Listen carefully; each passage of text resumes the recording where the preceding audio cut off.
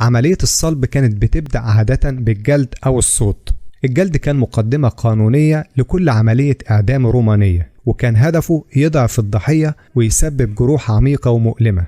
الصوت المستخدم كان بيتكون من أشرطة جلدية متعددة الأطراف، غالبا كانت بتحتوي على قطع من المعدن أو العظم، وده كان بيزود من شدة الإصابات. بعد الجلد كانوا بيعروا الضحية من هدومها كجزء من الإذلال العلني. بعد كده كانوا بيثبتوا الضحية على العارضة الأفقية للصليب، يا إما بالربط بالحبال أو بتسمير الإيدين في الرسغين.